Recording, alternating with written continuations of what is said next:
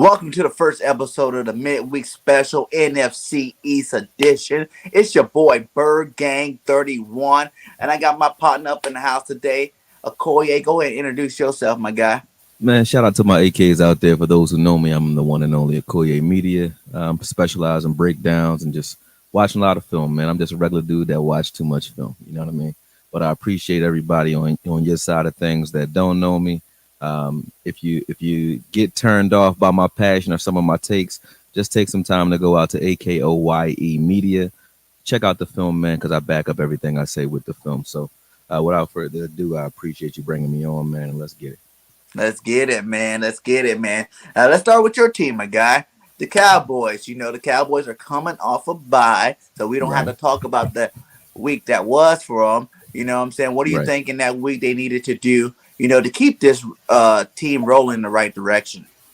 I think they're in good hands, top down. I mean, you got a lot of former head coaches that are on that staff, and then you got some veterans that are strategically placed throughout the team. So I feel like they're not gonna let this bye week catch them slipping, so to speak. Because you got Philbin there, you got guys who've been there who were players like Al Harris there, who knows how to keep guys tuned in, especially on deep runs, and he has a relationship with another guy, Mike McCarthy, in history there. So then you have Dan Quinn, and it just top down, you have veteran leadership both from the coaching staff all the way down to the players, and I feel like they're all bought into what's going on there. Even guys who haven't really been to the big dance, so to speak, or any big games, like your J. Ron Curse, who in his interview this week, I just actually put him in a video I did the other day on the Vikings preparing for him. And he just seems very prepared for the moment. And I don't think that's something that's like an individualized one-off thing. I think from top down, these guys are ready, man. So I don't feel like the Vikings are going to get us sleeping. I think they're going to get our best shot, and may the best team win. Right. Who surprised you the most so far on that offensive side of the ball? For the Cowboys, Yeah. surprised, I would say Schultz and maybe Steele. I would have to use. I couldn't answer just one because I think both those guys have equally done enough to make me respect their game on a whole different level. We're talking about Steele being the starter over Collins right now. It's an argument all over the place right now. And for him to be undrafted and the way he played last year, for him to develop that far, that goes right back to Philbin and Steele's work ethic. So that just shows you what I mean by the way these guys are like progressing. And he surprised me. I can't lie. I thought we would be in trouble when I heard the news about Collins. I just felt like we would help him out with Schultz. We would be chipping and helping him out a lot. And we really haven't had to. Schultz has been holding his own, and so is Steele. I've seen Schultz every week make blocks that just make me cringe a little bit at the fact that somebody got to take that man on. He's a grown man, and he's able to get in there and get himself open in a lot of the ways we saw Witten do, where he's not a shifty guy, but shifty enough. Not very fast, but fast enough. And he's doing a great job. He's doing a great job, and I think him and Jarwin complement each other pretty well. I have to give Jarwin his credit, too. He's been blocking a lot better in the last couple of weeks. Yeah, man. Hey, both of them guys did a good number on us when we played you guys. So, what I'm saying? That I definitely got some growing to do, man. I give y'all credit. Y'all got some growing to do, though. Yeah, we're taking baby steps. I like to see it progress a little bit faster, but I'll get into that when we get on the birds. Who's on defense? Who have shocked you the most on defense? There's a lot of guys there, man. I mean, you can say the entire defense has shocked me as a whole, based on the way they're playing together. But if you want to just go, individual, I don't think you can name one guy. I can go on for like 30 minutes, about all the guys who have shocked me, because we got a lot of rookie contributors right now. Like Osa, I love Osa. You would think that Osa's having a down year or average year for a rookie due to the fact that we very rarely have to say his name, because everybody's always talking about Micah Parsons, or everybody's always talking about something that Diggs is doing, because he's taking a lot of shine with all the interceptions that he's getting. And that's surprising within itself, because I don't think anybody could have anticipated that. He's already had a great season. If he sits down the rest of the year, I think he still could make a Pro Bowl with the numbers that he's put up already, which is saying a lot, and we're only halfway through. So, with guys like Diggs, obviously, Osa is an obvious pick there. And And then when you look at guys like Chauncey coming in, I like what I've gotten from him too. So the rookies have come in and shown me that we are right when we go after certain style players and certain cultural fits. You know, I think we're building a different style here now, and I don't think that's just Dan Quinn. That's Will McClay and those guys in the war room too. So this entire defense, man, like I said, I can spill that over into any player you want, because even the guy I just mentioned, J-Ron Curse, I thought he was just going to be a good, vocal leader, special teamer. Mm-hmm. Like we have Goodwin. Nobody ever talks about getting rid of Goodwin, because Goodwin's a great special teamer, but he's kind of hiding. Number 29 for those who don't know, but he's hiding on our special teams. Nobody even says like, when would Goodwin get in and play corner? Never. You know what I mean? So Right. I'm thinking Curse will be a guy like that, just a gunner, runs down the field and makes hits. But we use him if someone gets hurt and blah blah blah, behind Wilson, blah blah blah. I've said all those things myself. Right. And this guy's now to a point where, and I love Wilson. I loved Wilson before this year, and I still love Wilson.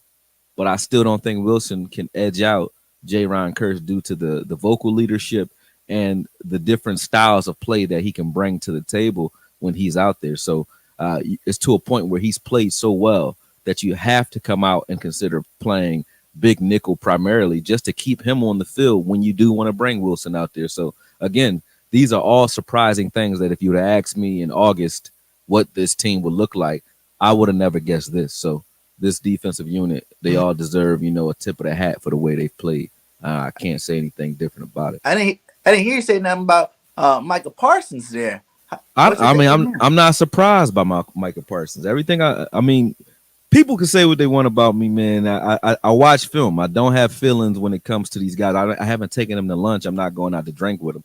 My feelings, if you see a passion tilted one way or the other, just comes from what's inconsistent or what is consistent on film and time sensitive. Because I'm not holding your past against you. If you change it today, you're always where your feet are, in my opinion. So guys like AB, people give me a lot of hell for taking up for him now, but I can't hold all his past discrepancies against him. All I can say is, what's the guy doing for me right now? Just like your coach would, or anybody else. You wouldn't want your coach saying 2 years ago you were a stink ass player and now you're great, and I'm going to still hold you to the way I felt about you 2 years ago because you lost some games for me. That's poor coaching, and that would be shady of me. But when I say that, I'm talking about Micah Parsons. When I say that, I mean I did the film on Parsons and when he was coming out in the draft. I don't do a lot of draft work, and people know that. Mm-hmm. Anybody who watches my channel knows I did 2 players in the draft. That's it. 2. I did Jeremy Owusu, but I didn't put that one out. But because those 3 players that I wanted, Owusu, Micah Parsons, or Patrick Surtain. I did Patrick Surtain's film, and I did Micah Parsons' film. Never put out Owusu's film because I didn't think we would go after him. That's it. And everything that you saw on film with Micah Parsons is exactly what you see today. A guy who can come forward, cannot be blocked when he's coming forward. A guy who can cover, and that's a misnomer that he can't. It's just that he doesn't have a coverage mind, meaning if you tell him, hey, you're playing man this play, and that's it, he'll do that because he knows, like when they spread him out wide, he's always there because he knows, okay, this is what I have to do this play. I can't go do what I want to do. I have to do this, right? So there's nothing to read. But when you tell him to read and react, he's always going to read, run first, and you're always going to be able to get stuff behind him. That's the way he was in college. That's the way he is here. No surprise there. I love what I see in him.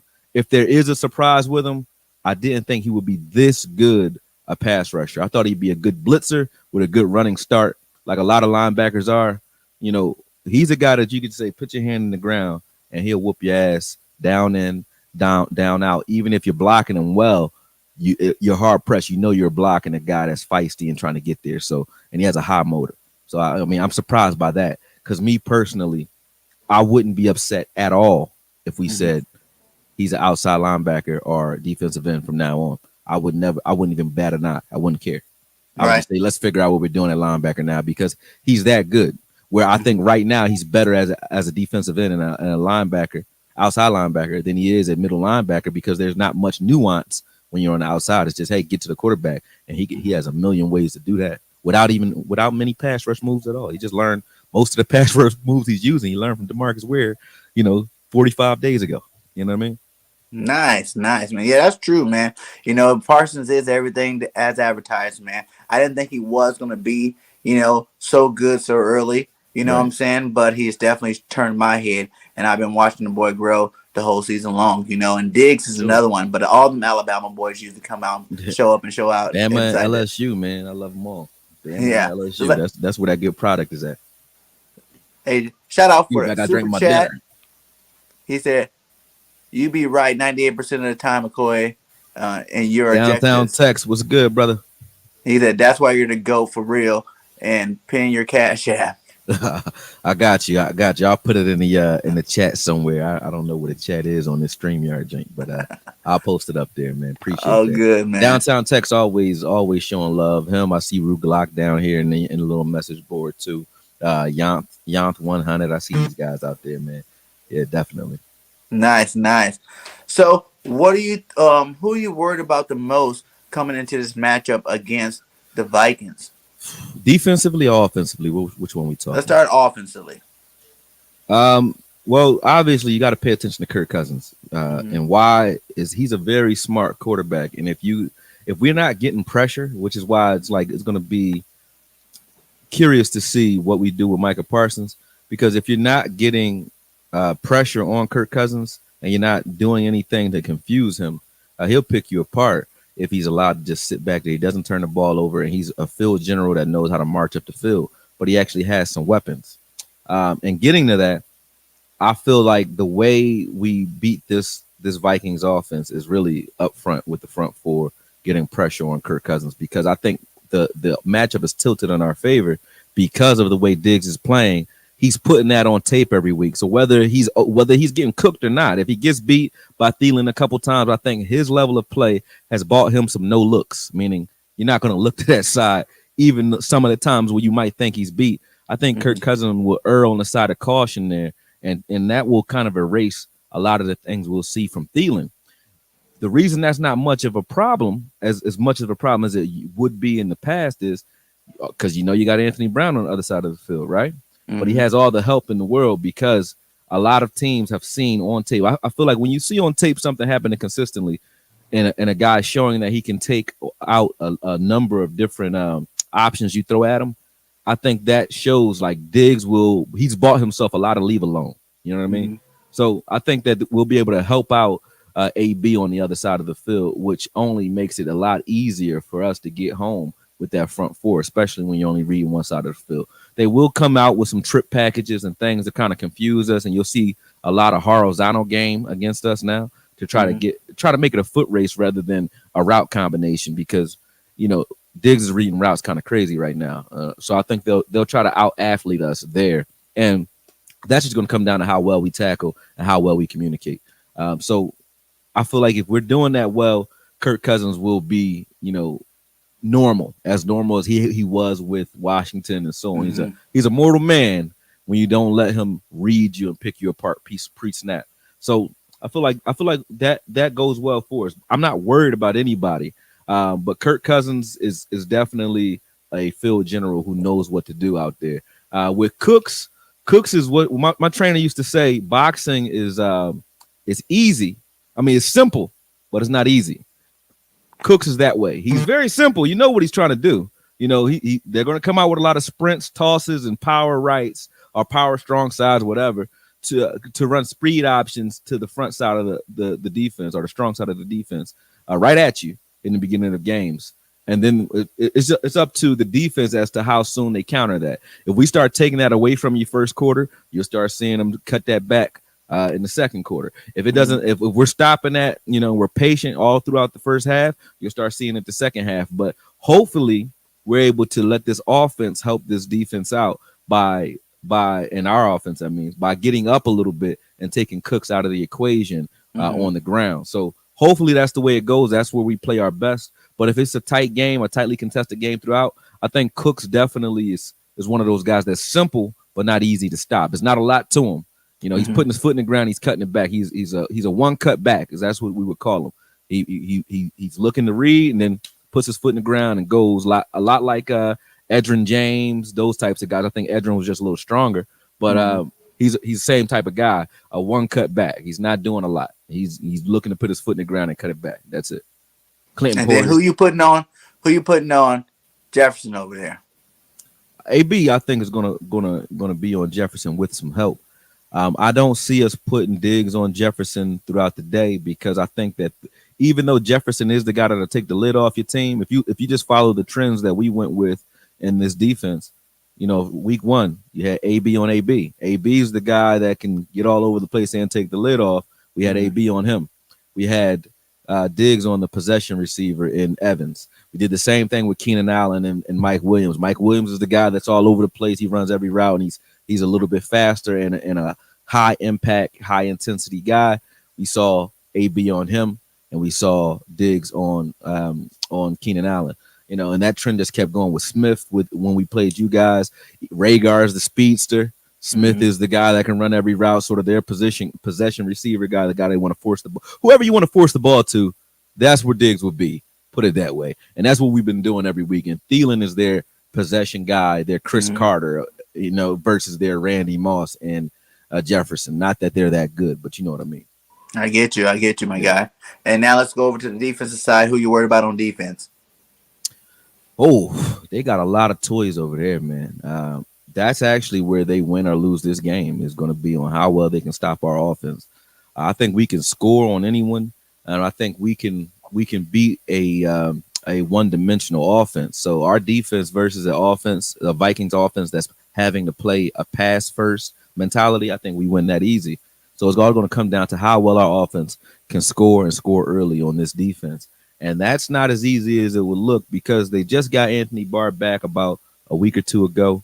Anthony Barr just played against Carolina. But when you watch Anthony Barr play, one thing that stood out to me is this dude is deceptively fast. And I don't mean physically. I mean, like, he doesn't move. He's late to move. He's late to react, but he can get to where he's going. He bursts to where he's going pretty quick. And that's not because of his athleticism or speed. That's because he actually knows what the hell is going on out there. So he can afford to wait for it. And he's been doing that. I'm going to show the film. I was working on that all day, man. It's been crazy day. But I'm going to show that film. Probably drop tomorrow. But you'll see a good look at what Anthony Barr and Kendricks are doing out there. Those linebackers in the middle of the field don't bite on anything. So a lot of our power run game and a lot of our play action game will be hampered by the fact that they're so seasoned in the middle of the field. You're not going to get a lot of balls behind them. That's what I mean by Barr. Barr got his hands on, I think, 3 passes last week, or almost. He got in the mix on 3 passes last week that would have gotten behind any other linebacker, and it's because he doesn't move. He didn't react to anything till late, and when he does that, he's not getting upfield or downfield fast. But when it's a run play, he's there. So it's like that just lets you know he knows what to key in on, and he knows what he's doing because he would be guessing wrong here or there if that were the case, and he doesn't. He hasn't done that yet. And what that allows them to do with Harrison Smith, Anthony Barr, Kendricks, you see what I'm saying? Even the guy, I called him Bussy Ball when he was here. Everybody knows who he is. And just like I just said, I'm not judging you for your past indiscretions. Xavier Woods, I've watched him now on film preparing for this game. I've watched him on film for this entire season, and he has surprised me a lot with the way he's playing like he played when he first got here with the Cowboys, where I thought he could be a guy. And that just lets me know he was playing like a wuss because of that contract year. He didn't want to get hurt in the contract year because he's back to the way he was and what made me like him initially in the first place. He's playing a lot of single high over the top, or not single high, they're playing too high, but he's the guy that's usually never coming down in the box. If they're going to bring a guy down in the box, they bring Harrison Smith and they leave him out there if they do it. And they only do that when he has an option and he's covering the running back or tight end and man, they'll bring him down. He has the option to blitz if they stay and so on. So Harrison Smith does a lot. But with what Xavier Woods is doing out there, man, he had a forced fumble. He had a bang dislodge play. He had a few pass breakups all in one game. In the last game against Carolina, I'm like, is that Xavier Woods? That ain't the one I know. So again, all over the place. You got guys who in the middle of that field are manning it. The only weak link right now that they have is at corner due to the fact that Patrick Peterson is hurt. And that kid, I think his name's Bynum. I'm not sure. Number 27, whatever his name is. He's played well. I watched him against Beckham. And I feel like a lot of Giants fans need to start giving Eli his credit for Beckham's success early on because Beckham, if you said Des Bryant couldn't run routes back in the day, Beckham's not getting a lot of separation against even guys like, you know, a third round pick and Bynum. So I feel like the middle of the field will be stacked with talent on their end of the game. Whether you're talking about their defensive tackles, their middle linebacker, and Kendricks as well, or you're talking about their safeties. When you look at the Vikings, you're judging the middle of the field. When they have Patrick Peterson over there, they're playing. You're really playing one end of the field, just to right. That's it. When you come to passing anyway, because you're not getting anything else. So that'll be great to see. It'll be great to see how well Dak is able to work against this type of team, because they're so patient and they're not going to let you get behind them. And the only things that they give you are tough throws on the edge that he can make, but he'll have to this game. Yeah, man. Yeah. So, do you think it's going to be a high scoring game, low scoring game, and give me a score prediction? I wouldn't be surprised if it was like a 24-17, 24-20 type of ordeal. I don't think it'll be a blowout in this case, unless we can keep this turnover streak alive. Because again, you know, if you're up on the Vikings, that's actually helping you quite a bit, because Kirk Cousins is not the guy that's going to come and slice and dice anybody. That's not his game. A big part of their game is Cooks. So again, I think 24-17 is realistic. If it is a blowout, it'll be due to the fact that we got some timely turnovers, man. If we can stay in that +2 category with the turnover ratio, oh yeah, we'll blow the lid off of this, because I don't see them stopping us with our slow, methodical drive of the field. I don't think we're going to be barn burning up the field. So that's why I say 24-17, because we're going to have to use every inch of the field to score on each drive, which will take a lot of time off the clock, unless we get some turnovers, and then we'll get some short fields and we'll be able to, you know, do some things there. But other than that, I think it'll be 24-17, 24-20, something like that. Cowboys, obviously. Nice, man. Hey, man, that's a good breakdown right there for the Cowboys, man. You know, you guys are on that streak, and I wish you guys the best of luck. You know, I hope you guys keep going with that. Likewise, man. You know what I'm saying? My boy Grand Niger said before we get off to the next team, what up? Up to this point, 3 Cowboy rookies that impressed you the most. You already know I got to name them all. Well, it's more than 3 though, because Cox has only gotten a very small sample size, and he's already impressed me. But then you got guys like Chauncey. So if you're going to name 3, you got to name Chauncey, Parsons, and Osa. Those 3 right there. But then you got Bohanna, who plays a lot, and you don't hear his name a lot, which is good. That means he's doing his job. Bohanna's doing his job as well. So all these rookies, honestly, we got about 6 rookies, because you got Bossman Fett I want to see out there. I actually want to see Nahshon Wright eventually as well, but I'm not going to count him. But Bossman Fett, you got Cox, you got Bohanna. And then you got Chauncey, Osa, and Parsons. These are 6 rookies that I wouldn't mind being on my field in a larger sample size. And that just speaks to the veterans that's in front of them, because had we not had guys like J-Ron and Merge, had we not gone out and gotten guys like Neil, I think you'd see Cox already, you know, and I think you would see Bossman had he not gotten hurt. I think you would see him anyway, because I think really the fight is between J. Lou and AB for the nickel. I don't think there's ever been an argument, or maybe J. Lou and Bossman for the nickel, either or. But I think that's really the argument. I don't think there's ever been a question as to whether or not they thought Bossman was ready to play. So again, I mean, you name them, but you can pick any 3 of the 6. But obviously, you know, Parsons, Osa, and Chauncey have to get the most of that. Nice, man.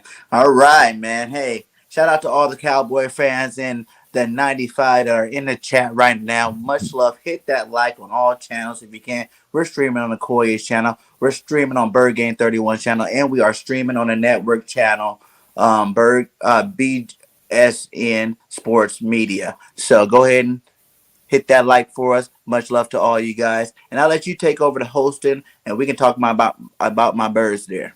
Oh man, let's do that, man.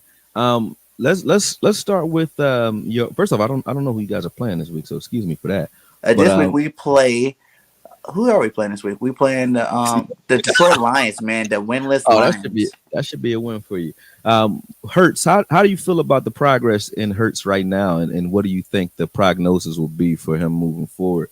As far as like, is he the quarterback of the future, or is he just the right now guy that will probably be the hinge. I know it's a loaded question, but the hinge on this coaching staff. Like, he be one of those guys, sort of like Bridgewater and those guys who come in with a lot of promise and then eventually just becomes another guy in the league like RG3? Or do you think he's really, that work? Right now, I am still on a Hurts train. You know what I'm Mm, saying? Like, I feel it's more the coaching, mm-hmm, Nick Sirianni, his offense, as mm-hmm, opposed to being the player. Now, Hurts do need to develop a little bit more. His mm-hmm, accuracy needs to get a little bit better out mm-hmm, there. But in terms of what the play calls are, I feel like Coach Hurts at this point is just running whatever plays the coach calls, as opposed to like trying to take over the offense and do what he does best. He's a dual threat quarterback. He can mm-hmm. run, he can pass, and I find him sitting there always trying to pass the ball so much to the point where he could have ran and he had it open to run, but he's trying to stick in there, and make that pass when we're running the same 5 plays on offense. So, you can't run the same Now, five now plays. is running the same 5 plays. Is that a knock on the coach, Yes, or is that a knock on the player? Because you got it's the aptitude versus attitude. Which one is it? it's the coach for sure. You seen Hmm. what Dougie P did in those 4 games with Hurts last year. You know what I'm saying? Hurts looked Right. like he was something promising. Everybody expected Hurts to hit that offseason, come All in, rookies. Go ahead. huh? I'm sorry. Go ahead. Go ahead. Finish. All rookies, rookie quarterbacks that have legs anyway, show a hell of a lot of promise for one reason and one reason only, man. No tape. There ain't no tape. I Ain't no get that tape on part, it. right? I couldn't even tell you what a rookie about to do to you, and I watch all the tape, but I couldn't tell you what a rookie quarterback is going to do because ain't no tape. Yeah, What I are his get that part tendencies? too. But at Yeah. the same time, I look at it as like we just ran a traditional offense. We actually ran the ball. We didn't run Mm, enough back then, but we didn't mm, run the ball. We're breaking records for not running the ball over here. You know what I'm saying? We got a back like Miles Sanders who can be a mm, top back in the league if you give him the chance to be that guy. You know what I'm saying? I think even mm. one of the reasons why he got hurt last week is because we kept him on the shelf for 7 weeks. You know what I'm saying? And then you finally got him out there, and he's actually doing some nice runs out there. And his ankles aren't used to it. He should be 7 weeks in. You know what I'm saying? You Like he, can't you can't protect the players though, man. They got to come out ready to play whenever it's time to play. You yeah, got to that's go out true. there and play, That's man. true. But I'm saying So back in terms of Hurts, what is mhm, the the best 2 things you can do to help a young quarterback? Run the ball, uh-huh, especially a beat up offensive line. We lost yeah, Brooks for the season. You know what I'm yeah, saying? We lost Sayamala for the season. I think yeah, in a game against you guys, I think that was. You know what I'm yeah, saying? We got a rookie left guard and say Landon Dickerson. And right. then you got the new left tackle in Mailata, Oh, you don't who got to argue with me about running the ball. You 100% right mhm, there. I got you. I agree with you there.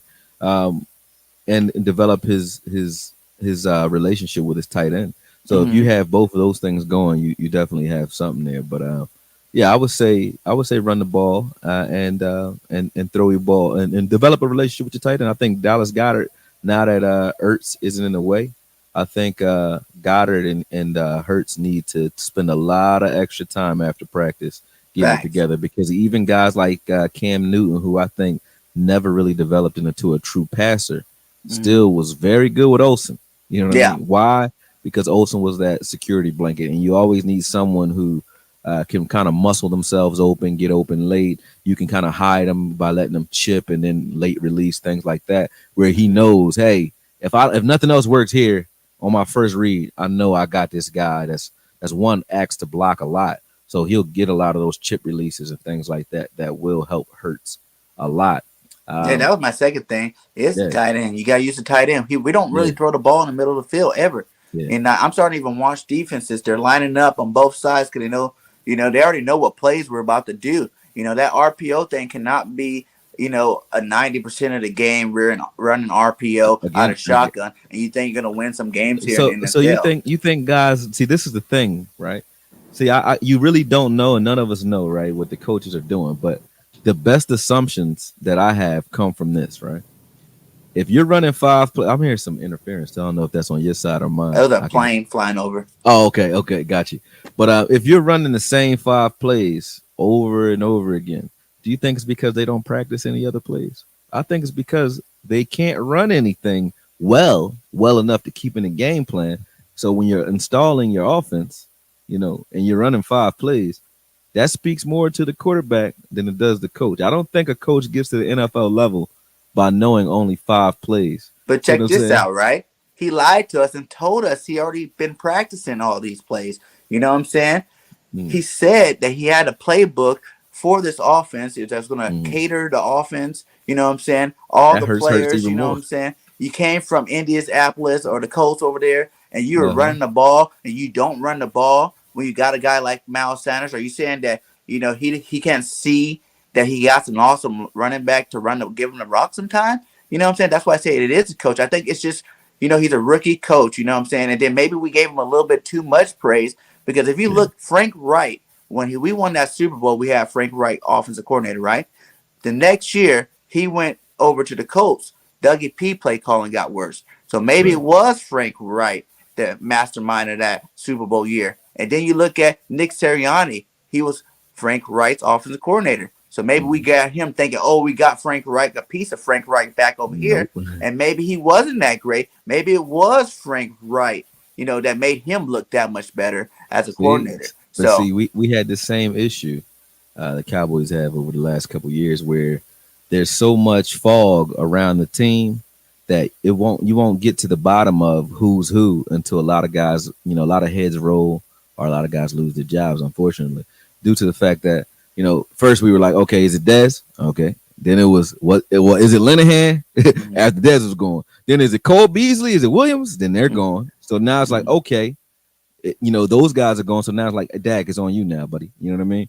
And he mhm, stepped up and did the job. But we didn't know that year. You didn't know that until, maybe last year or the year before. And I think last year people started saying like, okay, this dude, they still were talking that those are fourth quarter yards, but they still was mhm, talking that trash about Dak. But you started to see what we looked like when Dak left. We looked like an average team again with the mhm. same weapons around the red rifle or the red. I don't even want to come at him because I actually like him. So Dalton came in, and we saw that it wasn't a lot going on. But I ain't gonna come at it. I ain't gonna call him the red, pistol.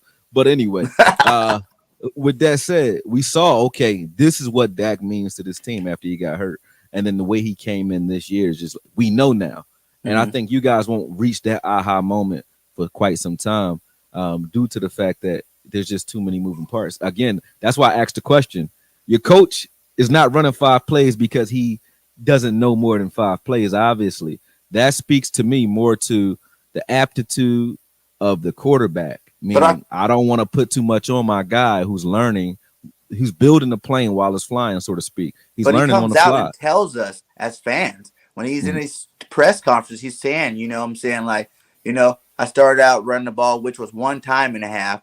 I Uh-huh. started out running the ball. It only got a couple of yards, so it kind of made me scratch the playbook and come back with something different. You know what I'm saying? It's like he's saying some of this stuff, and you got players like Devontae Smith saying, "I don't know why we don't run the ball at the end of games on Matt." You got Dallas Goddard saying he's a tight end. You expect both of these guys to want the ball. And they're both saying, I don't know why we don't run the ball. You know what I'm saying? Because they know Now, running what the does that ball what would does that help tell them you? out. Well, yeah, that tells you though that coach maybe I know we have a trend of young coaches in the league, but maybe he's not ready to lead men at this Mm-hmm. point because that's a no. I don't, you know how your kids are. They're Yeah. like, yo, I wish you would go to school. What you say? You know what I mean? They on the. I don't even know what they're saying in the interview because I don't watch them. But Mm-hmm. if they're in their interview saying the coach should do X, Y, and Z differently, period, that's already a no go. Even Period. on defense Be- too, my guy. Like well, even on yeah. defense, Fletcher Cox, veteran. I've never heard Fletcher Cox in my life come Hmm. out and say, I don't get paid for chasing down screens. I'm an aggressive player. I need to be going after the quarterback. You know what I'm saying? That's shots Hmm. fired. You know what I'm saying? Like Yeah, these guys are going in national and that's media, and this is the exactly what first I time. said.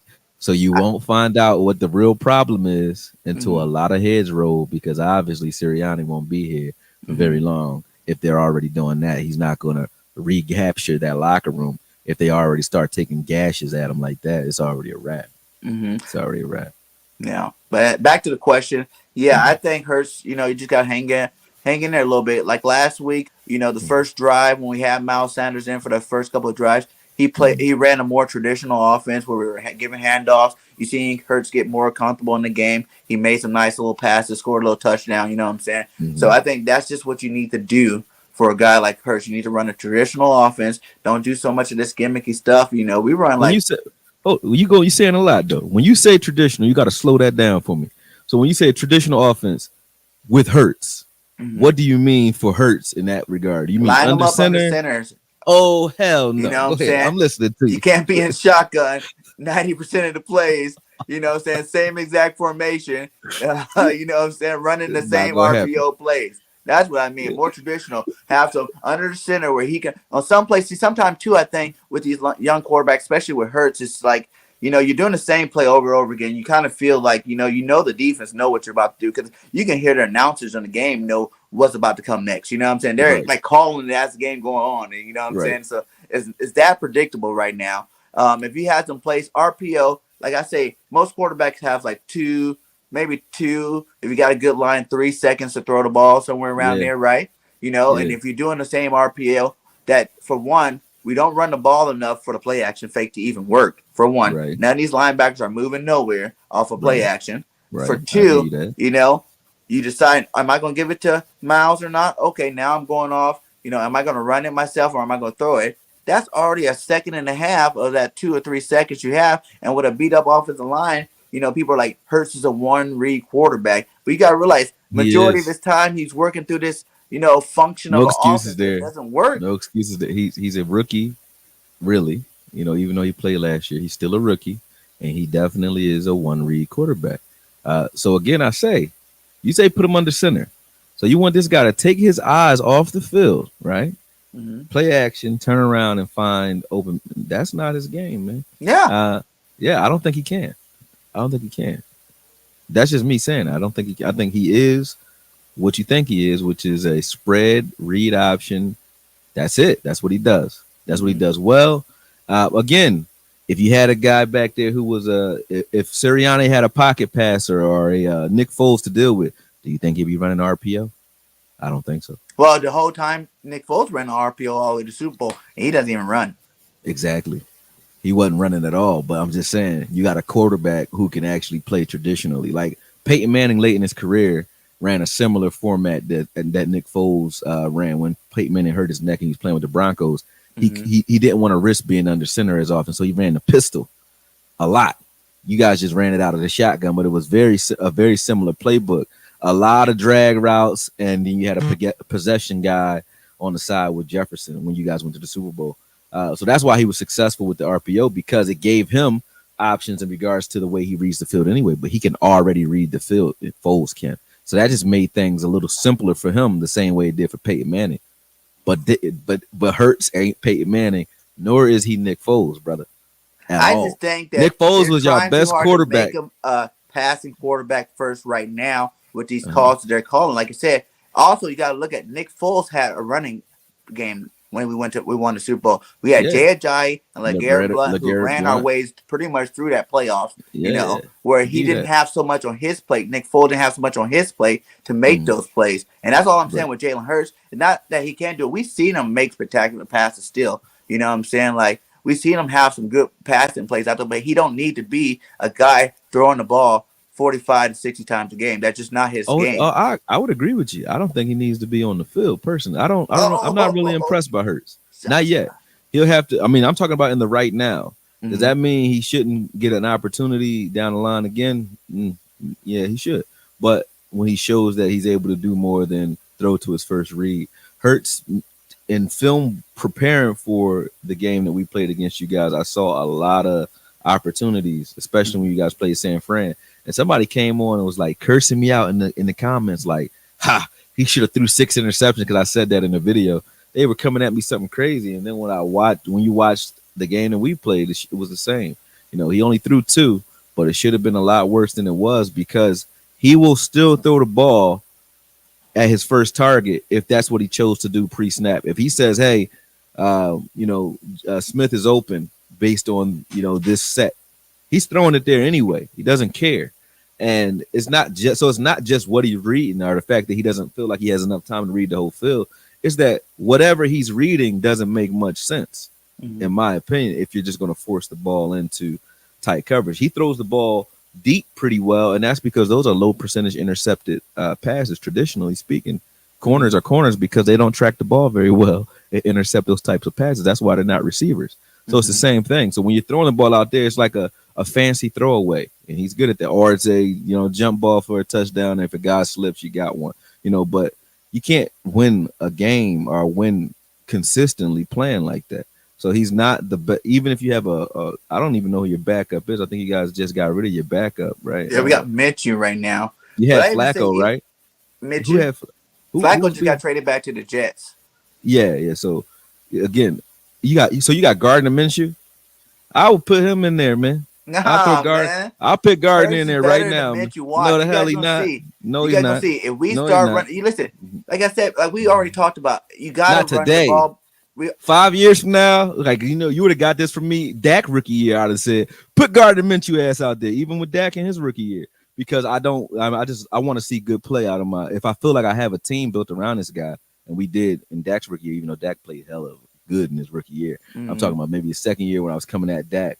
Was because of these growing pains. The growing pains are going through, and this, mind you, this was the first time I ever had to watch a quarterback truly develop on film. Not on broadcast, but like watching the film. So Dak has shown me like this is what it looks like, and it's hurt. It's painful, but I also can see what Dak was doing well consistently, and Hurts is not even there. Like Hurts is not. I don't care what numbers you show me. Hurts really doesn't read, but his first read, period. And if you're trying to win to save your job and get these players off your ass, if you're Sirianni, I will go ahead and pick Gardner Minshew ass out there, man. That's just. But see, you also got to look at too how many touchdowns Hurts did throw. That got called back because the rest of the team not doing their job. You know what I'm saying? If you have these numbers behind you, you look a little bit better for a guy that's only played, Hey, if you're a leader when you win, if you're leading teams to wins, you're leading them to losses too. You know that, right? It go both ways, man. That sword cut both ways. So I got to give it to him. Dak did that for a little bit too, where he had high stats, but the Cowboys weren't winning. Yeah, you know what I'm saying? Like that. But happens. He wasn't looking like that though. He wasn't looking like this, man. He wasn't looking like Hurts when he did. That's another thing, the defense. You know what I'm saying? That was the next part of it. It's the defense. Your defense is vanilla. I'll give y'all that. Even though I will say, I did see, I think I was watching Law's channel a little bit earlier today. Shout out to Law, too. I saw him in the chats earlier. He had showed a stat showing that your defense is still ranked bottom 5, just like our defense. And I didn't think with Diggs and everybody playing that good, that was actually a shocker. I didn't even know that part about that. Think about the Rams and the Rams when they were the greatest show on turf. Defense had the same qualities we do. They had a good pass rush, smaller defensive line at that time. We have a nice size defensive line, but we're predicated on being up. We need to be up to play well. And when you're up, you got teams throwing the ball primarily on you for the rest of the game, which saves a lot of time on the clock and give them more at bats. Plus, passes go further than runs in most cases. So we're giving up a ton of yards, but right now we're a solid bend but don't break defense. I would like to see us kind of, flattening guys out a little bit more, flattening teams out where they don't, we take the steam out of them a little earlier. But that's going to come more so, believe it or not, from the way we play on offense. That's what it happens. We have to run the ball and take the time off the clock once we know we have a game in hand, and we don't do that enough. I remember when Parcells was here, we would start running the clock out like the second quarter. We already running the hell out the ball to try to take all the time off the clock, and those are real short games. So, and then try to win it in the late in the third, early fourth. We try to win the game then. Herm always tried that. It didn't work real well. When we don't run the ball, you know what I'm saying? We're doing all these 3 and outs, you know what I'm saying? Getting them back on the field. Like our defense plays really good the first half, and then they're burned out by then because teams are running on them all first half long, you know what I'm saying? So they're burned out the third and fourth quarter, and then all we do is come back and pass the ball some more, and that's when the score kind of gets away from us in these games, you know what I'm saying? Then you got Jalen running for touchdowns at the end trying to save the life, but it's already too late, so. Yeah, I get it. You know what I'm saying? Like I feel like the coaching staff being rookies, both of them being new to their, coach. Is this the first year Sirianni's the head coach and an offensive coordinator? You know what I'm saying? So I think that's a little bit too much for him right now, where he's growing into it. I will give you that. And then Steichen, he got the good defense in terms of pass coverage. Like we're a good pass coverage team overall. You know what I'm saying? Slade's having a good year. Our defensive linemen. Hargraves and Fletcher Cox are doing good in the middle. Fletcher just started doing good, but Hargraves been balling out all year long. But the problem with our defense is we don't have that stumper linebacker, that guy that's going to meet you in the hole. These guys are making tackles, 5 yards down the field. They're Mm-hmm. not running, they're catching blocks, they're Mm-hmm. catching running backs as opposed to being aggressive, but that's the scheme of the defense itself. It's more of a, protect deep, but if a team's just going to keep running the ball and dinking you down the field, they're going to score anyway. So it's like, Right. you got to learn, he got to learn to blitz more, to come Right. more creative. You can't just sit in the same, cover two defense I the don't. whole I don't. game.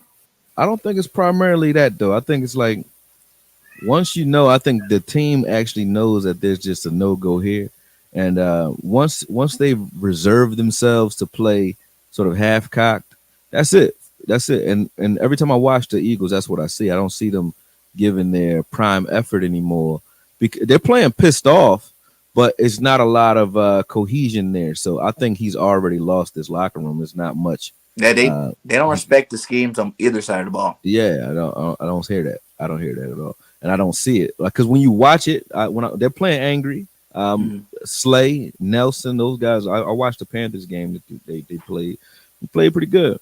So they're playing angry. They're playing passionate, but Mhm. they're not playing together, offensively or defensively. Yeah. Yeah. So And you can go on to any other team you want. I know I don't want to keep beating up on your Eagles, man. But hey, because I beat up on my Eagles every day. I mean, it's nothing to man. beat up on because You you know? already know you guys are like in a rebuilding phase. So I don't. If you guys are But I feel already like our put talent- together, this would feel better to I fe- beat up on you guys. But right now, I know it would be like beating up on any other teams in the division. You can't beat up on the Giants because they're injured up and down the board. So to talk about them right now is like talking about a old man. And Washington is just Washington, man. They've been Washington for a while. Like Well, Washington, that's the on the place. Giants, I will say- teams go to die, players go to die, so to speak. Danny, Like the Browns back in the day. Go ahead. Daniel Still Jones gotta over talk there about on the shit. Giants. I watched their last game there. Uh-huh. He runs the ball pretty good. I'm just not a fan of him throwing the ball. When you say, and no offense, that's not it's a crazy joke, but when you say that the best thing and the first thing you say about a quarterback is they run the ball pretty good, especially a white quarterback, that shows that he's not doing a lot of things right. In Exactly. my opinion, On because my that's show, not I call him usually a what whole you. nother nickname. I'm Yeah, trying that's- to keep it cool you can right say now. what you want. I talk shit on mine. all So, over. yeah, But- you can go ahead and do your thing. But it's just Daniel Jones. I will say this though, I respect Daniel Jones more so than any other quarterback not named Dak Prescott in the NFC East. I do respect him. I think they have a quarterback in Daniel Jones. They're just gonna have to slowly expand his scope. Right now, on film, what I saw with him is they like to throw up the seam. He's a seam throwing quarterback, and that's where he loves it. Like both sides, that's where he's throwing the ball. And if you can, and it's hard to stop because I already know how Jason Garrett is, man. He's like, remember the Titans, man. He's gonna give you the same look over and over again until you stop it. Then he's flipping it, and he might give you a wrinkle here and there, but it's the same thing happening over and over again with that offense. And I see that on film, and it was ridiculous every week. It's just how does this team play, and how do they stop those seam routes versus the next? What type of personnel are they using to stop it? That's the only difference. What the defense are doing to try to take that away. And if you have the personnel to do it the way certain teams have, like the Broncos and so on, if you can do it the way they did it, or can you do that is the question. You know what I mean? And if you can't, he's going to be successful. In the weeks where you can't, when you can, like we did, those games get away from them pretty quick because they don't have many options. They don't have a lot of offensive wrinkles. Mm-hmm. Coming into the season, how did you rank the division, and what's your ranking now that we're 8 games in? I'm gonna just tell you how I think, man. I say this all the time. People who on my channel know. I watch so much cowboy content when it comes to. I just watch a lot of cowboy film. Mm-hmm. I don't watch ESPN. I don't watch any any networks because all those things. Unless somebody sends me something, I don't watch. All those things lead to narratives that kind of get me off track. So I don't listen to none of that. Even when we're watching the game, it's usually on mute, and I'm watching it with the guys like this, right? So with that said, it's exact. I judged it exactly how it is right now. Cowboys number 1, and excuse me, but fuck everybody else. That's the way I looked at it. So it's exactly how I thought it would be. You guys can fight it out for second if you want. That's how I look at it. So Yeah, Hey, the beginning of the season, I felt like the Cowboys had the best team in the division on paper. I felt like the only question mark I had was Dak Prescott. How well was his ankle going to hold up, and how would he feel coming back in with a full workload? But he kind of answered those already. So um, this is going exactly how I thought it should go. And with Dan Quinn coming in as a defensive coordinator, I know a lot of people thought he would come in and stink it up because the Falcons weren't that great. But I think the energy and the nuance that he came in with shows you why he was able to take that Falcons defense to a Super Bowl, and why he was highly touted in Seattle as well. He's an educator, man, and a great communicator. I love that about him. So I thought we would play well, and we are. well, I started out obviously Homer, thinking the Mm. Eagles were going to be in that first spot. Yeah, I you was ain't believe lied that. to You from ain't my believe that. coaches, You saying that ain't they're believe going to bring some new stuff and all whatnot. So I thought the Eagles, Cowboys, that. Washington. What's in that cup? What's in that cup? What you got over there, man? What you This, drinking? You got this, that hen. Oh, I thought you had that hen dog. or no, something. man, I'm not drinking. This is No, I'm only messing with you because you talk about the Eagles is about to be number Hey, one we in this already know the division. Cowboys always start out hot. It's Uh can huh. you finish hot is the question. You know what I'm Yeah. saying? Yeah, Because we last I can. checked, we the Mm. last one with the Super Bowl ring on our finger. So as much as you See, guys want see. to talk until y'all get that Yeah, Super Bowl ring yeah, again, my guy, yeah. we These still hands heavy over here, man. These we the hands still too the heavy. last team. Y'all, it's been a while. You probably little Hmm. pup the last time I, you guys oh won a yeah, chip. I was a little pup the last time we won one. I'll give you that. And like I said, man, I was a very gracious individual when you guys won your Super Bowl. You know what, man? It's like it was good to see that bridesmaid that always missed the bouquet. It was good to see y'all finally catch those damn flowers, man. So kudos to you. I won't throw no steam against a Super Bowl ring because I don't like when nobody throw no steam on mine. So ain't no tarnishes there. You guys won a Super Bowl against, I think, a good team. I give you that. I give you that. But don't expect to go back no time soon, man, because our foot is going to remain in your asses for We gonna quite see. some time. That's We just gonna what it see. is. That's just what it Hey, is, we man. split. Usually we split in a This a season. It's not young like the team. Cowboys It's a beat up young on the Eagles team. every year. Like you guys beat us 2 games. Like I But could have sworn we beat you guys last year too, just like y'all but beat us. but we had something when you guys were actually whooping ass. There were some things happening to this division that now are not present. Meaning, you had Donovan McNabb for a while, but then you had Foles and Wentz come in. Those guys were supposed to be pretty good. Wentz is no longer here, so it's a lot of uncertainty at quarterback. That's the key to longevity as far as winning, because that's the one guy ain't going nowhere with free agency is your quarterback usually. Because if you get a good one, you're keeping them. Mm. So the Giants they're always the Giants. They're like the Jets in blue. They are the Yeah, Jets that play in blue. Washington. Who's their quarterback again? Henshaw. What's his name? I don't even and know. Heineken, Oh, there you go, Heineke. Heineke. I thought that was a beer commercial. I didn't know, but Yeah. you got Heineke, then you got Hertz.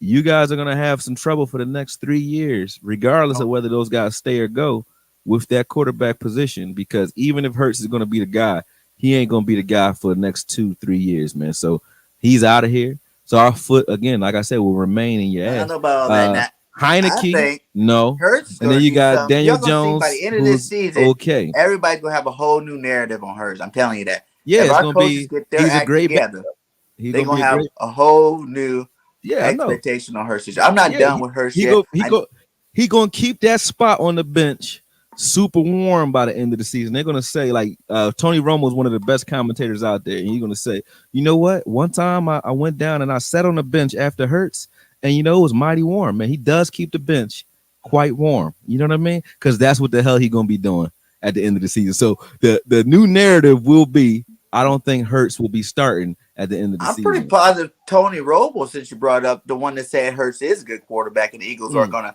fight for that division this year. So Mm-hmm. I think Tony knows best. He knows the No, Cowboys no, and he knows the Tony, Eagles. So Tony Tony, knows best Tony, when Tony, it comes Tony to has division. Like I convinced said, me. you guys make it Nah, through this go ahead. October, November. I mean, this November and December month. Uh-huh. The way y'all started out. Y'all started out high. I got to give y'all respect, man. Because I thought we were going to beat you guys, the first game, to be I know. honest. I But know. I think our coach get us together, and that week 17 game, I'm telling you, it's not going to be, this walk in the park thing. By then, I think we're gonna have it together, and we're gonna get that W. Okay. All right. You mean when we like sitting guys down and saying, "Hey, let's kind of coast into the playoff." You think If you that's guys, but listen, if you do that, it'd be much props to you guys because that'd be something you guys haven't did in a while either. You know what I'm yeah, saying? Finish the yeah, season strong. We have yeah. an easy cupcake schedule the rest of this way.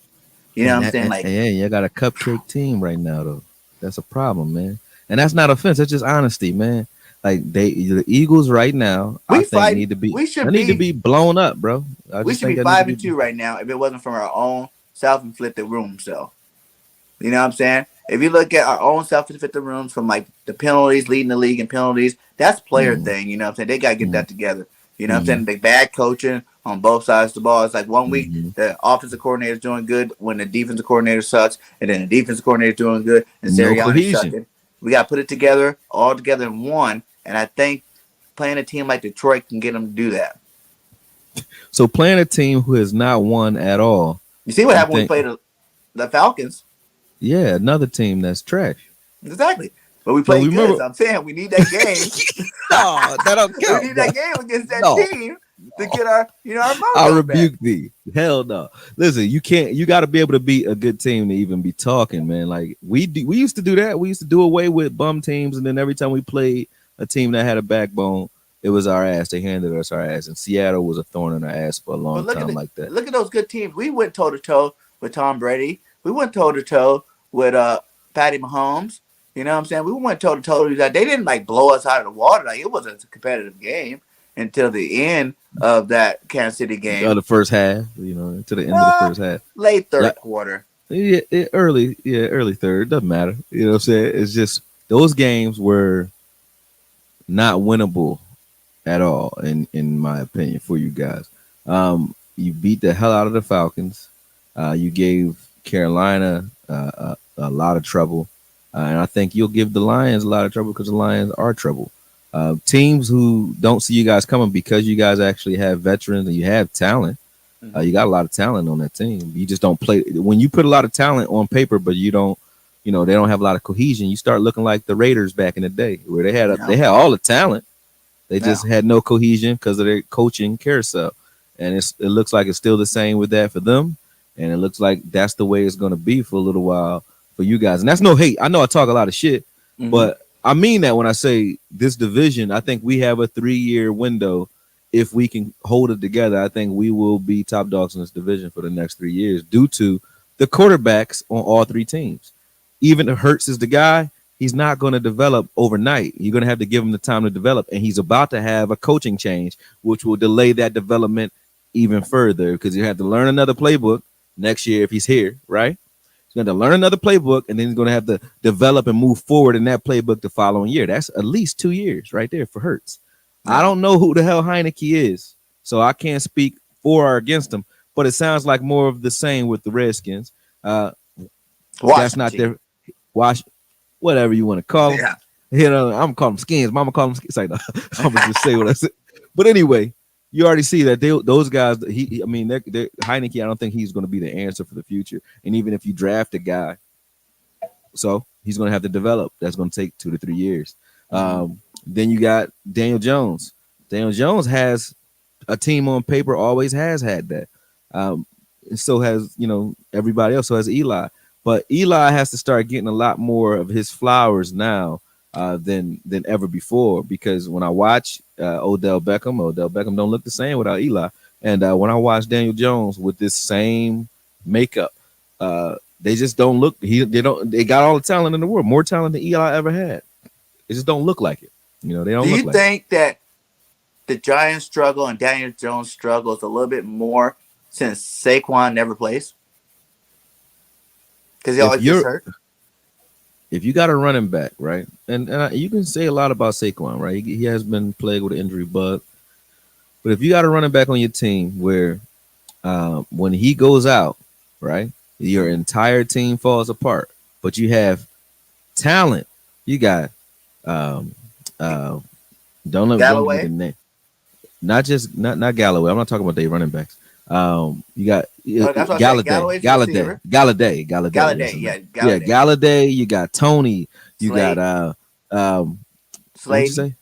Yeah, Slayton. Then you had the other kid. What's his name? I keep forgetting Uh, his name. Pettis. Number three. Number three. What's his name? What's his name? You guys know his name. I don't know his name. It's not Pettis. No, starts with S. Oh, they got Slayton, It's another one. Galloway, Keep Galladay, going. Keep going. Pettis. Somebody's gonna say it. What's He's that guy's injured name? right now, though. I know you're talking about though. Either way, doesn't Yeah. matter. They got receivers for days, and then you got Ingram. Mm-hmm. You can't figure out a way to win games with that much talent because your running back's down. Mm-hmm. So if that doesn't. But make the much running sense game's huge, man. Name one team that's good that don't run the ball. to me. Well, the Chiefs used to not run the ball; they run it now. But the Chiefs, when they won the Super Bowl, they weren't a crazy running team. They just. But they run enough. I mean, all teams can run the ball though. If you could spread guys out the way they can with their receiver core, you should be able to run out of those spread looks. And runs are not just about the yardage that you pick up; it's about want to. So I always say that. Even if you're not getting yards, you run the ball to set up other things. So the fact that you can't put together a winning formula just because Saquon goes down, it still doesn't make sense to me. And Saquon ain't the quarterback. So if your quarterback can't win without Saquon Barkley, that tells you what the quarterback is. So you still kind of like proving the point there. If you got all this talent and you can't win because Saquon down. Saquon don't throw the ball last I checked. You know what I mean? So that's just how I look at it. Can you put together 100 yards between Booker and the other kid, Gallman, if he's still there? I don't know. No, he's not there no more. He's it was Booker and someone else. Yeah, I don't know who their back. I don't know who they're running backs are. But Booker's actually playing pretty well. I've seen him last couple of games. He's actually he played good against us. Yeah, he played good against us. So again, that's all. Kind of like even with your team. That's all. That's all she wrote for y'all, man. It's kind of like with your team too. You know what I'm saying? And if you look at like your team, Dallas, if you look at like Tampa Bay, that's doing pretty good. You know, those teams, their running game starts out to set the tone for the game. You know what I'm saying? And then that opens up, that makes receivers more open. That make, the game plan a lot more easier to make those pass plays later on in the game when your running backs are taking advantage. Those linemen are getting on to that defense early. It helps them. Helps a guy like Dak be able to make some nice smooth passes all the time. So you got to run the ball basically. What it's coming down. I would love to tune in and be on this show over the next 3 years or so I can see you go through the same growing pains we had to go through, because you will. So I see you in 3 to 4 years, man, in regards to a winning conversation. And that's, like I said, that's no cap, no hate. It's just we're very deep right now. We've shown that if guys go down, we can plug and play all around Dak, except for one. Except for one. Down, that's most teams. If your quarterback goes down, you're gonna have problems. They even asked New England Patriots when Tom Brady would go down how well they did, even though they had guys come in. Good. But Tom Brady didn't play. Matt Castle came in and he did good. I give him that. 11 games. But they didn't do it throwing the ball all over the place though. It wasn't the same kind of wins. They rallied around them because of their coaching staff. But when you have young coaches, new coaches, our young coaches coming in trying to keep their position while you have that same quarterback carousel, that becomes a huge issue due to the fact that those coaches aren't going to have their job long enough to teach the quarterbacks anything in the first place. So you're going to have this problem for years to come. So like I said, I'll see you in 3 years before we start having conversations. I'm going to see you in week 17, my guy. I mean, you can see us there, man. That's bad. Yeah, that's worse for you than it. It's like this in the streets. You better see us before we see y'all. You better hit us in the only way you win that game is if you hit us in the tunnel on the way out, man. That's it. You better hit us early. You better get a ball boy to throw the ball, do something, put some water down on the tarp, something to make them cleats slippery or something, man. Because at the end of the day, we got a problem for you, man. We got 10 games left, right? Yeah. That wild card spot right now is 3-3 for NFC East. For the NFC period. Don't do it. Don't even do it. We're gonna be that wild card team or the division winners because we're gonna beat the Jets. We're gonna beat the Giants twice. We're gonna beat Washington twice. How you know you're gonna beat the Giants twice? Y'all not. Okay, they gave us a good game.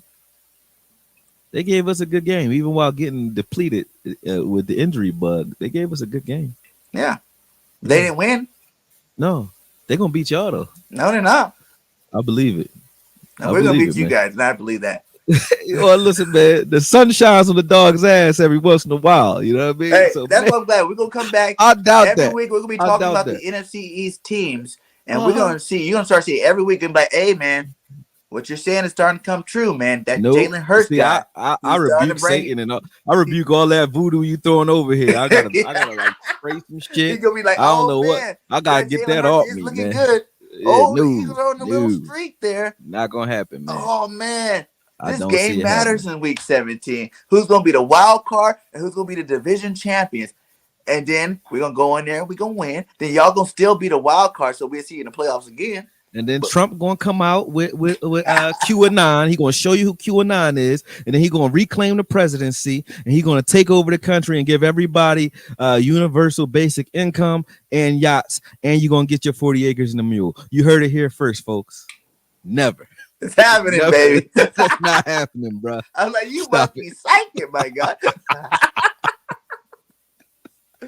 But I'll hey, be man, the we are first to here eat. over hour 10, man. Shout out to the 110 in the chat. Please hit that like and subscribe to all channels. They're all inside the link. We're going to Right, try to man. bring you the best NFC East talk we can every week, on the regular on BSN Sports Media. Check out the media. We got a lot of great content creators from every team on there. Well, we don't have every team yet, but we're building on that. We got like a good 7 or 8 teams on there. So check it all out. Much love to you. Any final thoughts? I didn't even give you my score prediction. The Eagles are going to win 31-28.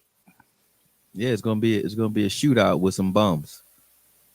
That's it. That's like Philly though. That is Philly style. You from Philly? No, I'm not from Philly. I'm from Cali. Oh, so you know though. What part of Cali you from? I was born in LA, but just moved from the Central Coast, middle. Oh, yeah. So you already know it's a lot of shootouts down there too though. Yeah. But I'm from Philly South is Central. I known. know about the Yeah, shootouts, my guy. you know about the shootouts. It's shootouts with some bums. That's Philly style right there. They're gonna play Philly style, man. Bum shootouts. Hey. There you go.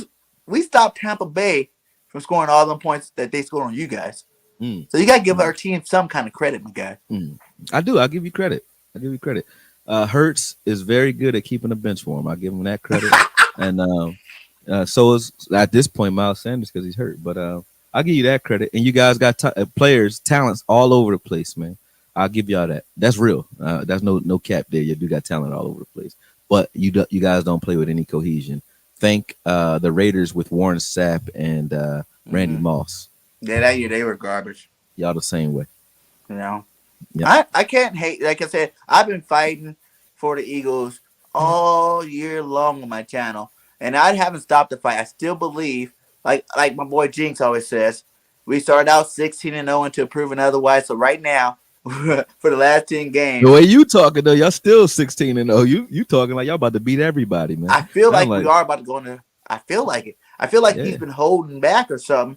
And we're gonna see a change from Nick. Because some coaches really like to wait until, and so the quarterbacks, they really like to wait till everything is the chips is all the way against them. Yeah, and that's how we always are. Is all way in their ass before they get up and start doing their jobs. I get what you're saying there. Some coaches play that way. They wait to the. Some dudes don't get up and go to work until they get a pink slip saying they on probation. Yeah. So like some guys are motivated by somebody getting a pink slip. Oh yeah, no, not a pink slip. Somebody getting a plane ticket home. They may not and I don't mean back to the facility. They going home. You know what I mean? So I agree with you there. That's one thing we agree on for sure. Yeah, we live in Detroit. Yeah, I don't want to see nobody get back on that plane. You know? Detroit We're don't gonna even become an think they about to win expansion that team. one. Yeah, they gotta ship in fans, man. But yeah, I got you, man. To tell the truth, man, I am a little bit worried about the Detroit game because they've been fighting. Did you watch that? See that any of the highlights of that game last week against the Rams? No, like they took the Rams to the wire. No, but I like how feisty underdogs play. Period. So if they're a fighter and they're gonna fight, like I said, it's a bum shootout. You know what I mean? The Eagles are fighters too. You guys fight to the end. So I will say it might be a good game because styles make fights. And my trainer used to always say, 2 bums make a great fight. That's for sure. But this will be a nice fight. We're not a bum. We're the Eagles. Stop it. We're going to win some games, my guy. It's happening. No, y'all not. I got to keep going and give you that voodoo because you keep putting it on me, man. I got to keep putting this cross. I ain't even Catholic, but you about to get all these crosses for sure. Keep that way. Don't be worried though. We go, like I said, we gonna circle back. We gonna see. We gonna Watch see, next week. and I'll We're eat gonna be crow talking about a whole if new you right. Eagles I team. will We say can like, what happened to that I will defense? do this whole show quiet and humble as ever on the week 17. If you guys are in this conversation and I'm wrong, oh man, because I don't got no problem eating my humble pie. Everybody who know me know that. But in this one, I'm not. I don't think there's gonna Me be too. a situation. Like I said, I would have lost woofing about how we were gonna beat y'all, but you know what I'm saying? And I had to go back on her after and say you were right. The Cowboys are a better team, and you guys Yeah. aren't. I'm not gonna Yeah. lie. The Thank Cowboys you, is a thank you, better man. That's the team. first time I heard you say it today. Go You ahead. know, you guys are the best team in the NFC right now.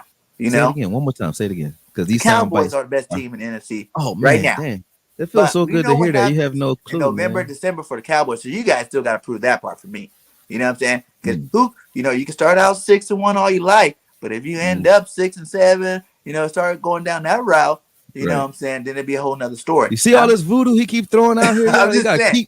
You gotta keep the crosses up when this guy's talking. I rebuke thee, Satan. I rebuke thee. I'm just saying. There is It no can place switch for you real in this fast. The home. Eagles are known for starting out slow and finishing out hot. So I'm hoping that trend continues this year. I wanted to start last week against the Raiders, so I thought that was a team we should have beat. Yeah, But no. it's gonna start this week in Detroit, even though they haven't won a game. They're gonna continue to be winless, and then we're gonna move forward and I start give you working that. on getting to that Well, NFC shout out East to you. Shout out to championship. you. I appreciate you bringing me on. I like this show. I like this show setup, man. Yeah, And I love the conversation. At the end of the day, though, man, like I said, the Cowboys this year I feel are a different team, and they are the team to beat, not just in the NFC East. I think in the NFC overall. Does that translate in the Super Bowl? That's really where my nerves and my curiosity begins and ends. That's really what I'm expecting, and that's is what I it a want to Super Bowl or see. bust year for you? I wouldn't say our bust, but I would say they need to show me that they're a playoff team, not just a good regular season team. I think we right now we're steaming hard and hot, and I think that we have the leadership in not only the coaching staff but in the locker room that can keep us focused, even if there's injuries and so on in the playoffs. So it's just going to be interesting to see how that translates, and hopefully my gut feeling is correct. I don't like jinxing teams and throwing dumb stuff out there, but do I feel like we're talented enough and we have the momentum to win a Super Bowl this year? I do. Does that make us the Super Bowl favorite? Not yet. We got to prove that. We got to prove that. Well, hey man, we're gonna see. We're gonna see. Like I said, there's still a lot of season left, my guy. A lot of season left. Yeah. So unfortunately for you guys, you got to watch much love that. for the Birds fighting back, starting out in Detroit this week, taking it to the Broncos, then the Jets, then the Giants, and then all the way till we get to week 17 against the Cowboys. I'm waiting for it. You sound like a bully, happy to go kick little nerds and I'm and happy. bums. Wait, You're like, I get to fight this little guy and this little guy and that little guy, and I know I'll beat her, and that's just the lunch lady. You know what I'm saying? You ain't got no.